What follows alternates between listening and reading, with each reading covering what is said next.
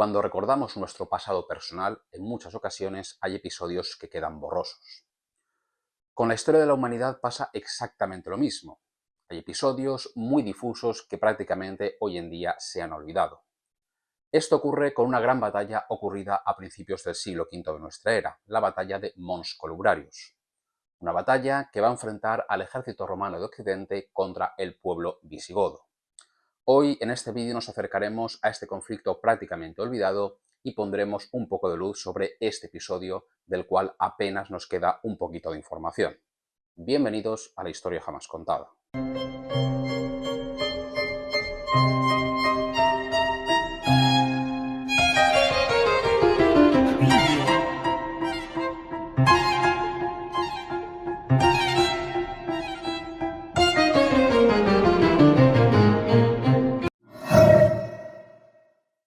El siglo V de nuestra era verá caer al Imperio Romano de Occidente.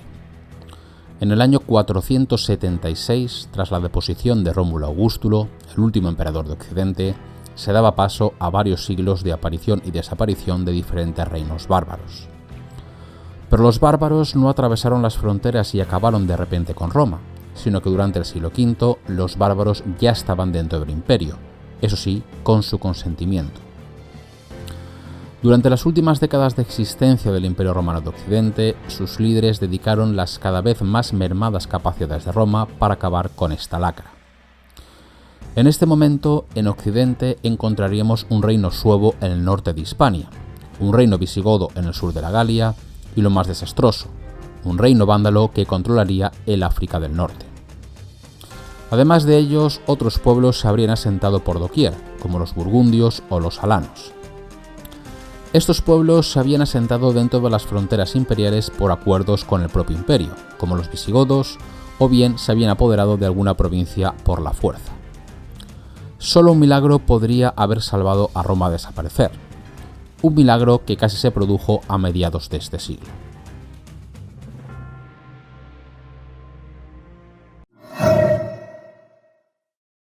En la década de 430, Flavio Ecio era el hombre más poderoso de Roma. Esto, más que un privilegio, era una enorme carga de responsabilidad. Aecio había ascendido al poder haciéndose paso entre los militares romanos de principios del siglo.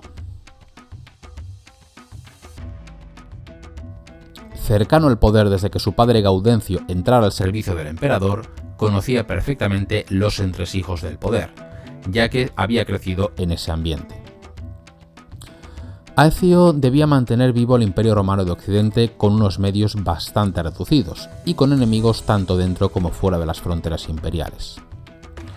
Para este periodo histórico, Occidente contaría con alrededor de 90.000 soldados, los cuales debían mantener las fronteras además de proveer a los ejércitos de maniobra, que se desplazarían a las zonas de conflicto.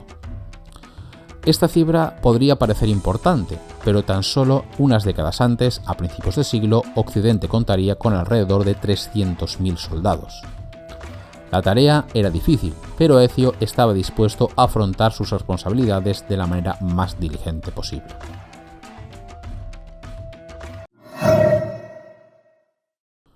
La historia que os quiero contar comienza en el año 436 de nuestra era.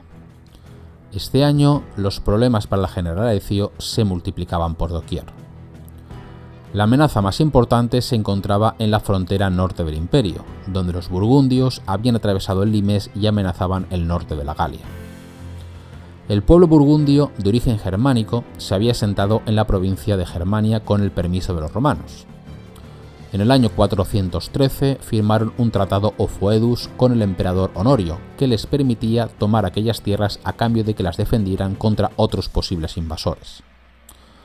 Los germanos rompieron este pacto, por lo que en el año 436 invadieron la provincia de Bélgica, amenazando así con extenderse por toda la Galia. Esta invasión era extremadamente peligrosa para el Imperio Romano de Occidente. Si los burgundios campaban a sus anchas, penetrarían en el corazón del imperio, y no solo eso, sino que podrían animar a otros pueblos asentados dentro de las fronteras imperiales a rebelarse contra la autoridad imperial. Esto no debía permitirse, así que Roma actuó. Al mando de sus mejores tropas, el general Flavio Aecio se dirigió hacia ese teatro de operaciones, donde, como en tantas otras ocasiones, tuvo éxito. Al mando de tropas romanas y de auxiliares hunos, contratados entre los guerreros de su amigo personal Atila, consiguió aplastar a los burgundios en algún lugar indeterminado, seguramente cerca de la actual ciudad de Worms, la actual Borbetomagus. El pueblo burgundio quedó prácticamente exterminado. El impacto de esta derrota fue tan grande entre los germanos de la época que dio lugar a una canción épica, el Cantar de los Nibelungos. Pero hoy no quiero hablar de los burgundios, hoy quiero hablar de los visigodos. Los godos eran unos viejos conocidos de los romanos. Habían interactuado con diferentes confederaciones de estos pueblos desde décadas atrás y habían tenido con ellos no pocos encontronazos. Los más destacados, la derrota que los godos infligieron al ejército del Imperio Romano de Oriente en 395 en Adrianópolis, o el saqueo de Roma en el año 410 a las órdenes de Alarico. Con la intención de apaciguar la amenaza goda, Roma firmó un foedus con los visigodos.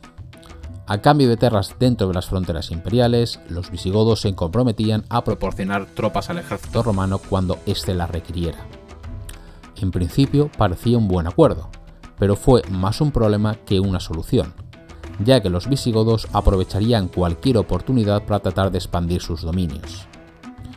El reino visigodo estaba situado en el sur de la Galia y dominaba un territorio bastante limitado alrededor de su capital, Tolosa.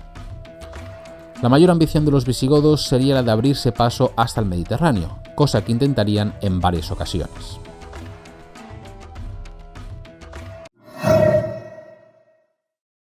En el año 436, aprovechando que Aecio y el grueso de las fuerzas imperiales se encontraban ocupadas en la frontera renana enfrentándose a los burgundios, los visigodos se rebelaron con la intención de abrirse paso hasta el mar. Ese mismo año, el rey Teodorico condujo a sus fuerzas hasta las murallas de la ciudad de Narbo Martius, la actual Narbona. Lo había intentado ya con Arelate, la actual Arles, en el año 425, y esperaba tener éxito en esta ocasión. Tenemos pocos datos acerca del asedio de Narbo. Según las fuentes, este habría durado varias estaciones, ya que se inició en 436 y se levantó en 437.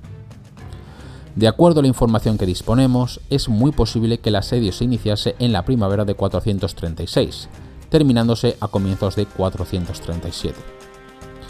Esta hipótesis se basa en que el asedio lo levantaron dos ejércitos diferentes, comandados por dos lugartenientes de Aecio, el Comes Litorio y el Magister Militum per Gallias Avito, quien sería emperador unos años después. Sabemos que Litorio comandaba una fuerza de auxiliares hunos, pero desconocemos las fuerzas que comandaba Avito. Siempre dentro del campo de la hipótesis, parece que Aecio, al haber solucionado el grueso de los problemas con los burgundios, se vio en la disposición de poder enviar fuerzas no vitales contra el asedio de Narbo. A pesar de que los visigodos sufrieron una contundente derrota frente a los muros de Narbo Martius, al año siguiente volverían con sus correrías.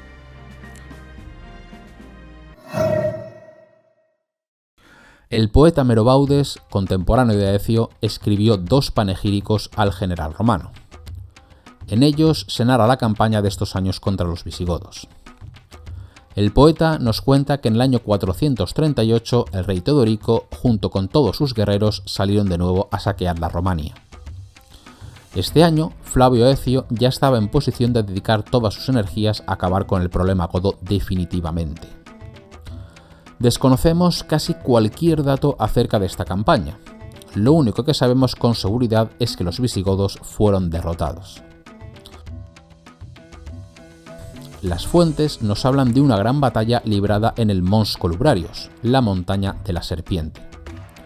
Aunque no sabemos el lugar exacto de la batalla, existe una teoría bastante factible de dónde se produjo. Cerca de la población francesa de Olonzac, al sur de la Galia, existe un pequeño cerro llamado Roc de la Garde-Rolande. Sabemos por un manuscrito del siglo XII que narra un hecho anterior, que un compañero de Carlomagno, el obispo Turpin, interrogó a un sarraceno después de una batalla librada en esa zona. El sarraceno le indicó que su casa estaba en la Petra Colobram, el lugar que después recibiría el nombre de Roc de la Gat Roland. Aparte de esta noticia medieval, si nos fijamos en el mapa, el lugar es perfecto para una batalla. El Mons Colubrarius se encuentra en la entrada de un valle estrecho, justo en la frontera oriental del reino visigodo.